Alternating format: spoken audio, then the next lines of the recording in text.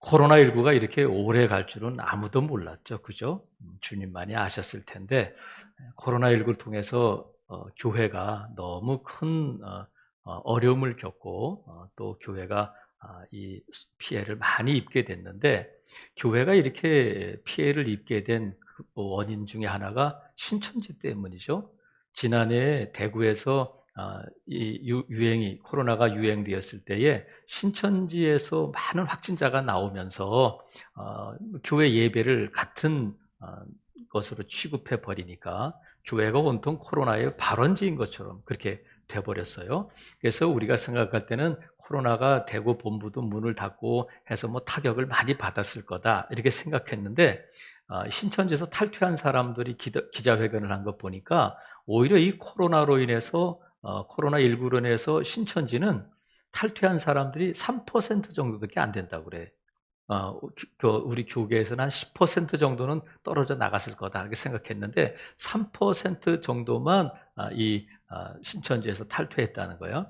오히려 그 타격은 교회가 많이 입게 됐는데, 신천지가 코로나19를 통해서 어려움을 겪겠다 했는데 생각보다는 위기가 크지 않은데, 신천지의 위기는 코로나19로부터 오는 것이 아니라 그 내부에서부터 위기가 닥쳐오게 될 거다. 그것은 뭐냐면, 교주인 이만희가 이제 곧 죽음을 앞두고 있는데, 신천지에서는 교주 이만희는 영생할 것이다 이렇게 가르치고 믿고 있었는데, 여러분 이게 가능하겠어요? 불가능하겠어요? 불가능한 일이지. 왜냐하면 너무나도 분명하기 때문에 그래요. 신천지는 계속해서 말씀을 풀어주고 말씀하는데, 정작 하나님의 말씀에는 뭐가 있느냐면, 사람은 누구나 다 한 번은 죽는다. 이건 정해진 이치다. 근데 만약에 이만희가 영생한다면 그는 인간이 아닌 거죠. 인간이 아닌 건데, 그는 분명히 부모도 있고 다 인간이기 때문에 죽을 수밖에 없다. 그래서 그때에 이제 신천지가 위기를 맞게 될 것으로 우리는 보는데, 그래서 신천지는 벌써부터 교리 14만 4천 명이 차면 예수님 오신다고 했는데 14만 4천 명이 더 늘었는데도 불구하고 안 오시니까 교리를 바꾸고 있고, 또 신천지에서도 새로운 새천지라고 하는 또 사람들이 나와가지고 새로운 교단을 또 만들었어요. 이렇게 분열 양상이 벌어지고 있는데, 오늘 본문에 보니까 예수님께서 뭐라고 말씀하시냐면 나는 부활이요 생명이다 말씀하셨는데, 이 말씀은 나만이, 오직 예수 그리스도만이 부활이고 생명이 되실 수 있다 이 말씀이거든요. 그러니까 이만희가 영생을 한다면 그는 하나님이 되는 거예요. 그런 일은 있을 수가 없어요. 성경은 분명히 내가 곧 길이요 진리요 생명이다, 나로 말미암지 않고는. 그러니까 오늘 이 부활이요 생명이라고 하는 말씀은 예수님만이 부활이고 생명이고 예수님만이 하나님의 아들이시고 하나님이 되신다, 이런 선포이기도 하단 말이죠. 오늘 이 본문 이 말씀을 왜 하셨느냐면, 베단이라고 하는 동네에 나사로가 살았는데, 나사로에게는 두 누이가 있었다. 마르다와 마리아가 있었는데, 이 세 가족이 베다니에 살고 있었는데, 성경에 보면 그들의 부모에 대한 얘기는 없는 것으로 봐서 아마 일찍 돌아가시지 않았을까 이렇게 추측을 해요. 근데 나사로가 병들었을 때에 그 누이들이 예수님께서 이 베다니에서 가까운 베레아 지방에 계셨기 때문에 사람들을 보내서 예수님을 빨리 좀 모셔오세요 해가지고 사람을 보냈는데, 예수님께서 마르다와 마리아가 보낸 사람에게서 나사로가 병이 들었습니다 하지 않고 뭐라고 말하냐면, 나사로가 죽을 병에 걸렸습니다 그래요. 그러니까 이미 심각한 질병을 앓고 있었는데, 예수님께서 그 말씀을 듣고는 아이고 빨리 가자, 나사로가 병들었단다, 내가 가서 고쳐줘야지 하고 막 서둘러서 가신 것이 아니라 이틀을 더 거기서 머무르시면서 말씀을 전하시고 일을 마친 다음에서야 이제 베다니로 가셨단 말이죠. 예수님께서 베다니에 가셨을 때는 이미 나사로가 죽었고 장례를 치러서 나흘이 지난 다음이었어요. 예수님께서 베다니로 오신다는 말씀을 듣고는 마르다가 냅다 달려가서 예수님을 영접하게 되는데, 이 본문은 그래서 이 마을 입구에서 마르다와 예수님이 나누신 대화예요. 예수님께서 뭐라고 말씀하시냐면, 오늘 본문에 있는 것처럼 나는 부활이요 생명이니 나를 믿는 자는 죽어도 살겠고 무릇 살아서 나를 믿는 자는 영원히 죽지 않을 것이다 말씀하시고, 그 다음에 이것을 내가 믿느냐 이렇게 물어보셨어요. 이것을 내가 믿느냐 그랬더니 마르다가 네 믿어요 이렇게 말했어요. 여러분, 우리가 예수님을 믿잖아요. 하나님을 믿잖아요. 근데 우리가 예수님을 어떻게 믿느냐면 예수님께서 말씀하시고 예수님이 가르쳐 주신 대로 믿어야 되는 거예요. 우리가 하나님을 믿을 때 기독교는 계시의 종교이기 때문에 하나님께서 하나님을 보여주시고 하나님께서 말씀을 통해서 가르쳐 주신 대로 하나님을 믿어야 그것이 바른 믿음이지, 내가 경험한 하나님, 내가 경험한 예수님, 내가 들어서 알고 내가 공부해서 안 예수님을 믿는 것이 아니라 예수님께서 가르쳐 주신 대로 말씀하신 대로의 예수님을 믿는 것이 바른 믿음이다.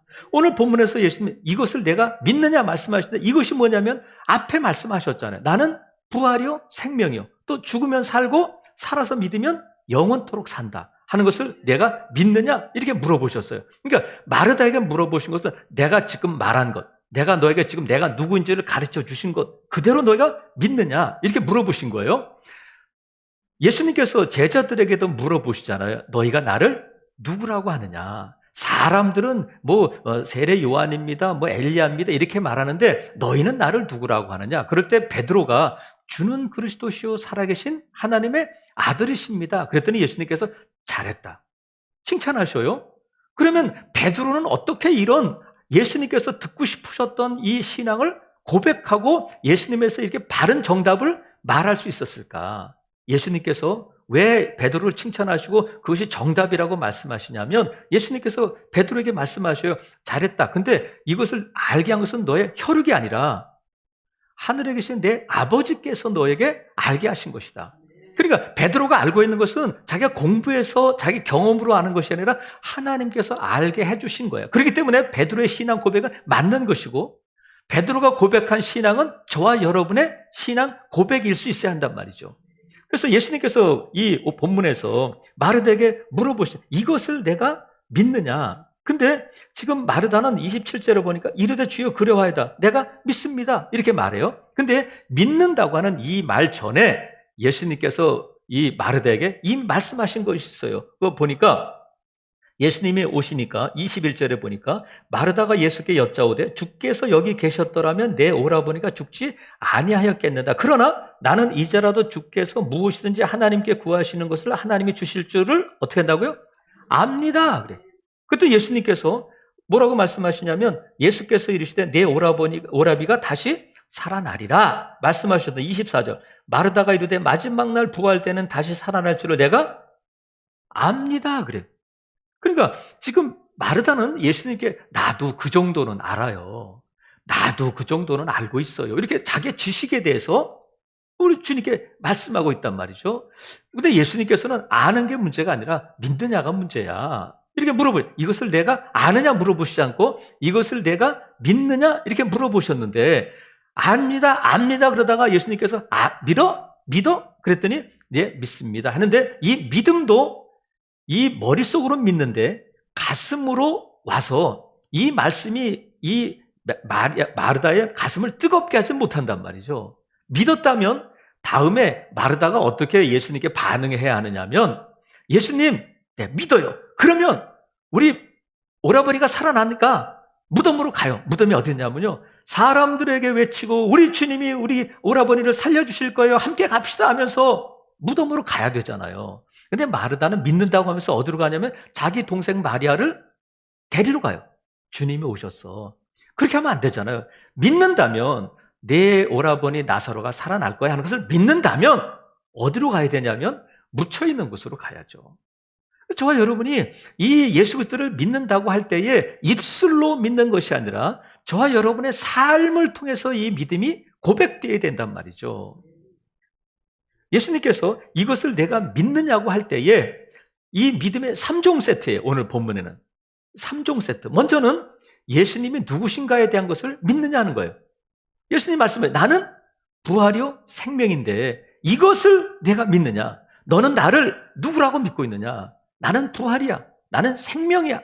부활이 생명이 내게 있어. 이렇게 말씀하실 때에 마르다가 예수님을 지금 누구라고 믿고 있었느냐면 주님이 여기 계셨더라면 우리 오라버니가 죽지 않았을 거예요. 그리고 주님 부활은 그때 되면 부활될 것을 내가 알아요. 이때의 믿음 안다고 하는 것은 마르다뿐만이 아니고 유대인들은 대부분 사두개인을 제외하고는 이 부활에 대해서 믿고 있었단 말이죠. 그래서 율법을 지키는 거예요. 이 영생을 얻기 위해서, 구원을 얻기 위해서 율법을 지키고 하는 사람들이 있었는데, 유대인들이 그랬는데, 그 중에 한 명이 누구냐면 마르다예요.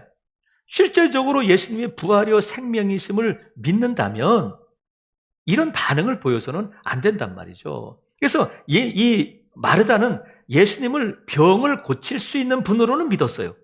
하지만 죽은 자를 살리시는 부활이신 예수님이라고는 믿지 못하고 있었어요.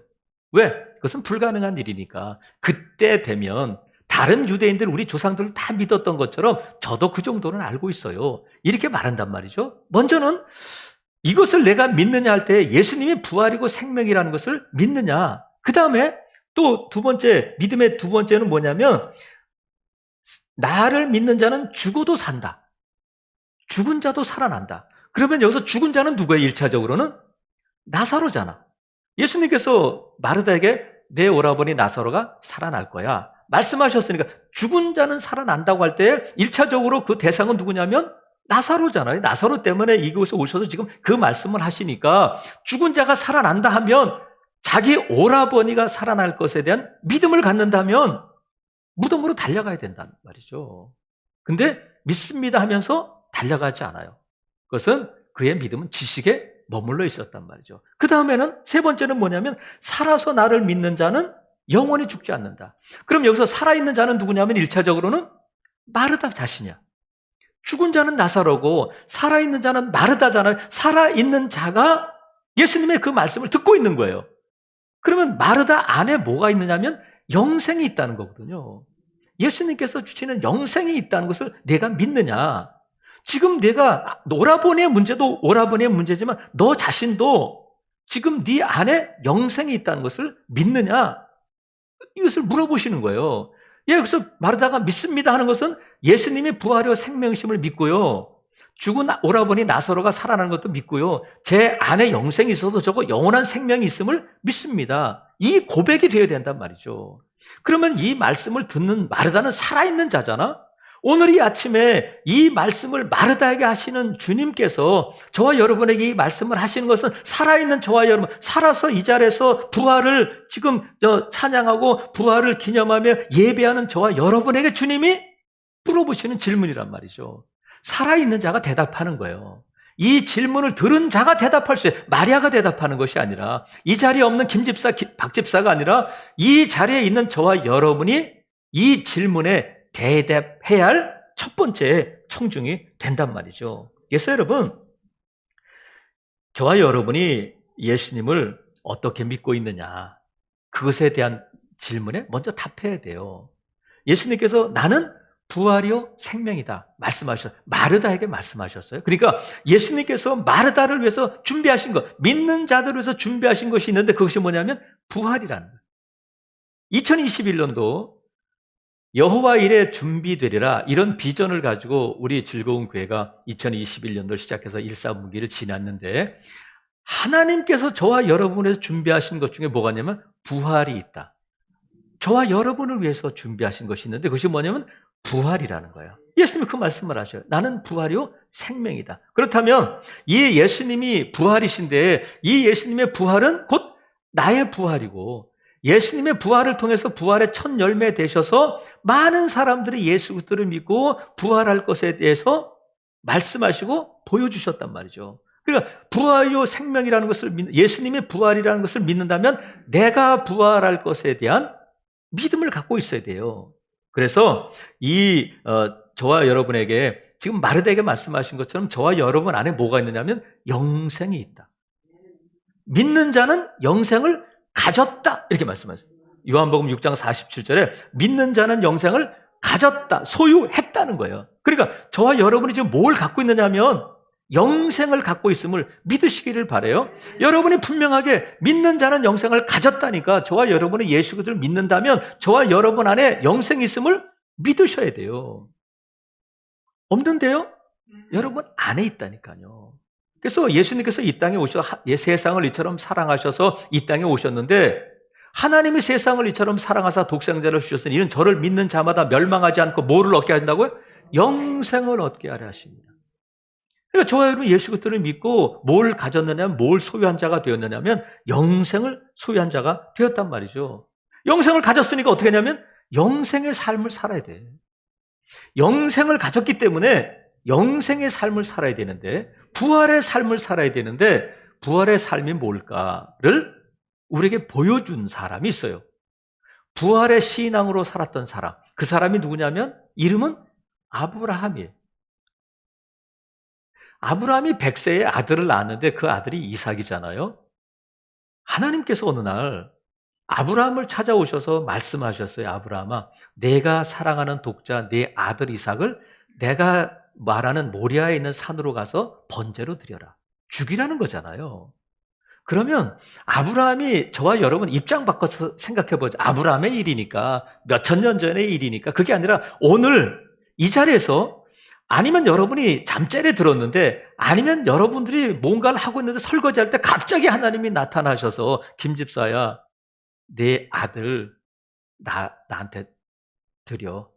번제로 드려. 보통 드리는 것도 아니고 사무엘이 하나님의 성전에서 잘한 것처럼 그런 드림이 아니라 너 나를 위해서 좀 번제로 드려라. 그러면 잘못 들었겠지. 아이고 이게 무슨 소리야 이게. 아이고 라디오를 크게 틀고 TV를 크게 틀고 다시는 듣지 말아야지 이러는가. 아니면 하나님께서 계속해서 그 말씀을 주시고 내 마음에 부담이 되면 하나님 내가 재산을 드릴게요. 하나님 내가 좋아하는 이 컴퓨터를 드릴게요. 제 차를 드릴게요. 제 재산의 절반을 드릴게요. 그것도 저것도 안 되면 하나님 3일만 3개월만 더 시간을 주세요. 어떻게 하면 좋아요? 울고 불고 하고 철야하고 금식하며 사람들을 만나서 어떻게 하면 좋을까? 슬퍼하고 낙심하고 하나님을 원망하기도 할 텐데, 창세기 22장에 보면 하나님께서 아브라함에게 네 아들 이삭을 번제로 드려라고 하실 때에 아브라함이 어떤 감정의 변화와 어떤 감정을 겪고 있는지에 대해서는 일절 언급이 없어요. 아브라함이 그 말을 듣고 3박 4일 동안 식음을 전폐하고 누워 있었다. 아브라함이 이삭을 붙들고 밤새도록 울었다. 아브라함이 슬퍼서 어쩔 줄을 몰라 했다. 이런 감정적인 내용이 전혀 없어요. 그리고 오히려 아침 일찍 새벽에 일어나서 이 이삭을 데리고 모리아에 있는 산으로 간단 말이죠. 더욱이 가는 도중에 이삭이 아브라함에게, 아버지에게 물어보잖아요. 아버지, 나무도 있고 불은 있는데 번제할 양은 어디 있어요? 양이 누구예요? 이삭이 양이잖아요. 근데 아브라함은 아무렇지도 않게, 아브라함이 그 이삭의 말을 듣고 가슴이 찔려서 가슴을 치며 울었다. 이런 게 없잖아요. 담담하게, 덤덤하게 대답해요. 하나님이 준비하실 거다. 그리고는 모리아에 있는 산으로 간단 말이에요. 아브라함은 어떻게 이럴 수 있을까? 여러분, 자식이 죽으면, 자식이 아프면 부모의 마음은 어때요? 내가 차라리 아프면 좋겠다. 내가 대신 감옥에 갈게. 내가 대신 죽을게. 그러는 것이 부모의 마음인데, 자식의 죽음 앞에서 어떻게 아브라함은 이렇게 전혀 감정의 그 기복도 없이 친아버지가 맞나? 어떻게 이럴 수 있을까? 그런데 아브라함은 순종했다. 하나님을 믿었다. 그러면 우리가 생각할 때는 그러면 그렇지. 아브라함은 그래서 믿음의 조상이야. 아브라함이니까 그럴 수 있지. 나는 못해. 아브라함의 믿음, 아브라함의 순종은 아브라함에게 국한되고 그러니까 믿음의 조상이지. 나는 넘사벽이고 나는 도저히 아브라함을 따라갈 수 없다. 만약에 내게 그런 일이 있으면 난 못해요. 그렇게 아브라함에게 국한시킬 것인가? 그러면 어떻게 아브라함은 100세에 난 아들 이삭을 번제로 드릴 수 있었을까? 나중에 신약 성경에서 하나님께서 그 비밀을 밝혀주셔요. 정작 창세기 22장에는 아브라함이 어떤 감정을 가지고 이 일을 처리했는지에 대한 기록은 없지만 나중에 히브리서에서 아브라함이 어떻게 이삭을 그렇게 그냥 별 감정의 흔들림 없이 드릴 수 있었는가를 기록하고 있는데, 히브리서 11장 19절에 보면 하나님이 능히 이삭을 죽은 자 가운데, 그는 아브라함이잖아요. 하나님이 능히 이삭을 죽은 자 가운데서 다시 살리실 줄로 생각한지라. 비유컨대 그를 죽은 자 가운데서 도로 받은 것이니라. 이렇게 말씀하셔요. 그러니까 아브라함이 이렇게 이삭을 그냥 드릴 수 있었던 것은 뭐냐면 하나님에 대한 믿음, 하나님의 능력에 대한 믿음일 뿐만 아니라 하나님은 죽은 자도 살리시고 하나님은 약속으로 아들을 주셨으니까 그 아들을 죽게 버려두지 않을 것이다 하는 하나님의 능력에 대한 믿음과 하나님의 약속에 대한 믿음과 하나님의 그 부활에 대한 믿음을 갖고 있었단 말이죠. 내가 죽이면 하나님이 살려주시니까 드리고 받은 것이다. 비유컨대 그렇다는 거야. 그러니까 이 아브라함의 믿음은 주님 오실 때 다음에 이런 믿음이 아니라 현실적으로 내 삶 가운데 내가 살아가는 동안에 이루어지고 펼쳐지는 믿음이에요. 현세적인 믿음이란 말이죠. 그래서 아브라함은 단순하게 복잡하게 생각하지 않고 하나님이 살려주실 것이다 하는 단순한 믿음을 가지고 이 이삭을 바칠 수 있었단 말이죠. 이것이 뭐냐면 아브라함의 담대함이야. 죽음 앞에서 보이는 아브라함의 담대함. 근데 죽음도 자기의 죽음이 아니라 자기보다 더 안타까운 아들의 죽음 앞에서 아브라함이 보일 수 있는 담대함이란 말이죠. 아브라함의 담대함이 어디서 오냐면 믿음에서 오잖아요. 하나님이 능히 살리실 것이다. 하나님의 능력에 대한 믿음, 하나님의 부활에 대한 믿음을 갖고 있었단 말이죠. 그럼 여러분 보세요. 자식이 죽음 앞에서도 담대할 수 있다면 어떤 환경, 어떤 상황, 누구를 만난들 아브라함이 뭘 두려워할 수 있겠어요? 사랑하시는 성도 여러분, 부활의 신앙, 부활을 믿는다면 저와 여러분이 세상 앞에 담대해져야 돼요. 이 자리에서 예 주님 믿습니다. 이것을 내가 믿느냐? 네 아멘 믿습니다 하고 여기서 떠났을 때에 우리의 삶의 현장에서 우리 앞에 닥쳐오는 많은 어려움들과 아픔들과 죽음의 위협 앞에서 우리가 담대할 수 있어야 된다. 세상은 사탄은 믿는 사람들을 협박하고 위협하고 믿음에서 떠나게 하잖아요. 근데 사용하는 가장 강력한 무기가 뭐냐면 죽이겠다는 거야. 너 그렇게 하면 죽는다. 너 그렇게 하면 죽여버릴 거야. 이렇게 위협하고 우리를 두렵게 하잖아요. 그래서 우리가 야 나는 정말 이 사업 망하면 나 죽는다. 난 너 없으면 너 죽는다. 너 집 나가면 나 죽을 거야. 남편이 당신 더 이상 교회 나가면 당신 더 이상 교회에 11조 하면 나 당신하고 못 살아. 죽여버릴 거야. 그러면 우리가 이 죽음 앞에서 어떤 길을 택하냐면 사는 길을 택한단 말이에요. 담대함은 뭐냐면 죽음 앞에서 위협 앞에서 사는 길을 택하는 것이 아니라 믿음의 길을 택해야 된단 말이에요. 이게 정작 사는 길이에요. 정말 우리가 이 죽음 앞에서 담대하다면 죽기밖에 더 하겠어요. 기껏해야. 그래서 고린도전서 15장 55절에 보면 사망아 너의 이기는 것이 어디 있느냐, 사망아 너의 쏘는 것이 어디 있느냐 하면서 사망을 이긴 자들, 부활의 신앙을 갖고 있는 자들은 사망에 대해서 이렇게 사망의 화살을 쏘아대는 죄와 사탄에 대해서 조롱한단 말이에요. 맞춰봐. 빗나갔지? 어딨어? 물어봐. 독침을 가지고 독사가 나를 물어도 까딱없잖아. 이렇게 담대할 수 있단 말이죠. 살아가시는 성도 여러분, 이 담대함을 가진 사람들, 이 담대함이 어디서 오냐면 하나님에 대한 믿음에서 오는데 그 믿음은 부활에 대한 믿음이란 말이죠. 그럴 때 이런 사람들을 세상이 감당하지 못한다. 감당하지 못한다는 거야. 여러분, 오늘 이 요한복음 11장에는 나사로가 죽었다가 살아난 이야기가 기록되어 있는데 이제 이 나사로의 시즌2를 우리가 살펴보려고 그래요. 시즌2. 지금 이 시즌1이잖아요. 나사로가 죽었다 살아났다. 여기서 끝났는데 시즌2는 어떻게 됐을까? 성경에는 없지만 우리가 그 시즌2를 한번 생각해 보자고요. 자, 나사로가 살아났어요. 며칠 만에 살아났냐면 나흘 만에 살아났어요. 나흘 만에 살아났는데 예수님께서 살려주셨잖아요. 그러면 그 살아나는 장면을 마르다도 보았고 마리아도 보았는데 예수님께서 이 25절, 26절 말씀을 하신 다음에 살려주셨어요. 그러니까 예수님의 말씀이 진리고 예수님의 말씀이 이루어진다는 것을 마르다와 마리아가 1차적으로 목격하고 경험하게 된 거잖아요. 그러면 이 당시에는 믿습니다 하고 마리아에게 갔던 마르다가 정작 나사로가 살아나고 난 다음에는 이 믿음을 가슴으로 받아들이게 된단 말이죠. 나사로는 물론이잖아요. 나사로는 나흘 동안 무덤 속에 있었는데 영혼은 어디가 있었겠어요? 천국에 가 있었겠지. 그러니까 나사로는 나흘 동안 천국을 경험했어. 그러니까 이 죽기 전의 삶과 깨어난 다음의 삶은 달라졌을까? 안 달라졌을까? 완전히 달라진 거죠. 내가 어떻게 살아났어? 할 때에 마르다와 마리아는 입에 침이 마르도록 이 얘기를 하지 않았겠어요? 만나는 사람들은 나사로에게도 그렇고 예수님께서 나사로야 나오라 할 때 오빠가 나왔어요. 배동인처럼 나왔어요. 내가 풀어줬어요.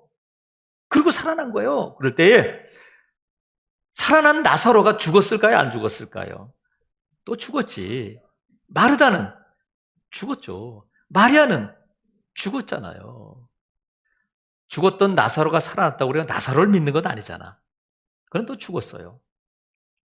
그러면 마르다와 마리아보다 나사로가 먼저 죽었다면 마르다와 마리아는 나사로의 죽음을 몇 번 경험하게 되냐면 2번 경험하게 되잖아요. 한 번 장례를 치렀고 시즌2에서 한 번 또 장례를 치르게 될 텐데 마르다가 먼저 죽었든지 마리아가 먼저 죽었든지 상관없이 그들의 장례식장의 모습은 어땠을까?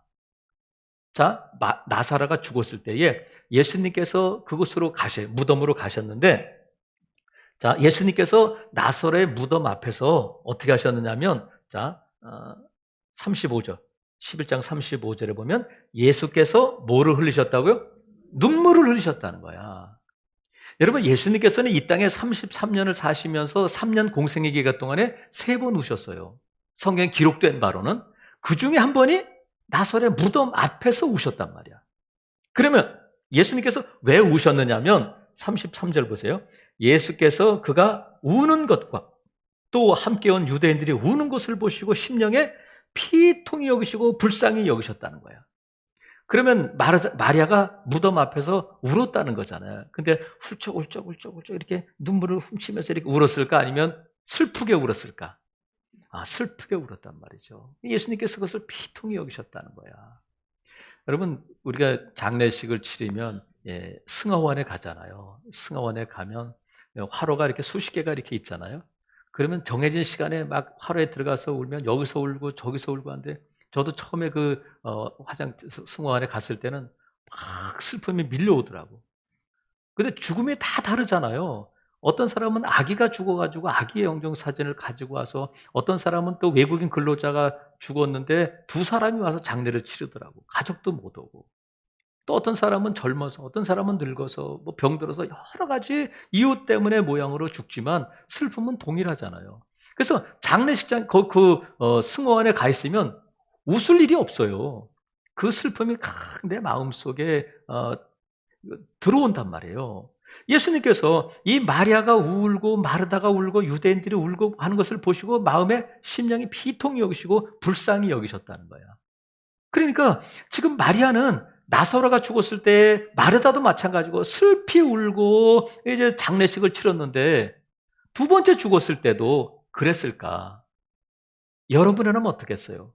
나사로가 또 병들어 죽었어요. 이미 예수님은 승천하셨잖아. 그러면 어떻게 하겠어요? 아이고 하고 슬피 울겠어요? 아니면 며칠 후 이러겠어요? 달라지지 않았겠어요? 마리아가 오라버니의 죽음을 보면서 아니면 오라버니가 마르다의 죽음을 보면서 천국을 경험한 나사로가 괜찮아. 천국 너무너무 좋아. 괜찮아. 하면서 오히려 격려하고 오히려 찬송하지 않았을까? 이것이 부활을 목격한 우리 주님의 말씀이 이루어지는 것을 목격한 사람들의 모습이고 이것이 나사로의 시즌2란 말이에요. 그럼 오늘 본문을 기록한 목적이 뭘까? 사도 요한을 통해서 하나님께서 이 말씀을 기록한 목적은 저와 여러분이 들으라고, 저와 여러분이 이 질문에 대답하라고 이 말씀을 기록하셨고 이 아침에 이 종을 통해서 여러분에게 질문을 던지시는 거예요. 이것을 내가 믿느냐? 믿는다면 어떻게 우리가 이것을 믿을 수 있느냐면 우리가 나사로의 무덤 현장에는 없었지만 이 본문을 통해서 우리가 나사로가 살아난 것에 대한 목격자가 되는 거예요. 그렇다면 이 부활을 목격한 마르다와 나사로가 다시 죽었을 때 보였던 그 모습처럼 우리도 똑같이 그런 모습으로 예수 그리스도의 믿음으로 죽음을 맞이해야 된다는 거야. 무슨 뜻인지 아시겠어요? 사랑하시는 성도 여러분, 그래서 이 마르다와 마리아는 죽음 앞에서 이 부활을 경험하기 전과는 완전히 다른 모습을 보였을 것이다. 그래서 여러분, 이 본문을 기록한 목적 자체가 저와 여러분이 이 죽음 앞에서 영생을 가진 자들이 이 위험, 두려움 앞에서 어떤 모습을 보여야 할 것인가를 말씀해 주고 계셔요. 부활의 신앙을 믿는다면, 저와 여러분 안에 영생이 있음을 믿는다면 세상 앞에 어떤 두려움 앞에서도 담대할 수 있기를 주님의 이름으로 축복합니다. 담대하라는 거야. 이 믿음을 갖고 있으면 죽기밖에 더 하겠느냐. 죽음 앞에서 담대한데, 여러분 사업이 좀 어렵고 가정이 좀 힘들고 자녀들이 좀 속썩인다고 해서 여러분 우리가 어떤 모습을 보여야 되겠어요? 담대할 수 있기를 바랍니다. 무엇이 저와 여러분을 힘들게 하는가? 그래서 이 부활의 신앙, 우리 안에 영생이 있음을 믿는다면 담대해져야 되는데, 담대해지려면 하나님을 믿고 우리가 갖고 있는 그 염려거리들을 다 주님께 맡겨야 돼요. 맡기면 담대해질 수 있잖아요. 왜? 맡길 수 있는 분이 있으니까. 내 짐도, 내 길도, 내 염려도, 내 행사도 맡길 수 있는 분이 있으니까 담대해질 수 있단 말이죠. 그래서 베드로전서 5장 7절에 보면 너희 염려를 다 주께 맡겨버리라. 이는 그가 너희를 돌보심이라. 이렇게 말씀하셔요. 맡긴다는 게 뭐라고 했어요? 던져버리라는 거예요. 던져버려라. 주님께 던져버리라는 거야. 여러분이 염려와 근심과 두려움과 앞길에 대해서, 건강에 대해서, 사업에 대해서, 자녀들에서 죽음 앞에서 우리가 막 걷잡을 수 없는 마음의 동요가 일어날 때에 맡기라는 거야. 그러면 하나님께서 저와 여러분을 돌보시는데, 여기서 돌보신다는 것이 보살핀다, 이런 단어를 썼어요. 다른 번역 성경은. 근데 이 보살핀다는 단어가 국어사전에 뭐라고 되어 있느냐면 마음을 기울여 여러모로 돌보아 준다. 마음을 기울여 여러모로 돌보아 준다. 누가? 하나님께서, 우리 주님이 누구를? 나를 마음을 기울여서 여러모로 돌보아 준다. 그래서 이 돌본다, 보살피다는 단어를 영어 성경은 어떤 단어를 쓰냐면 케어해 주신다는 거예요.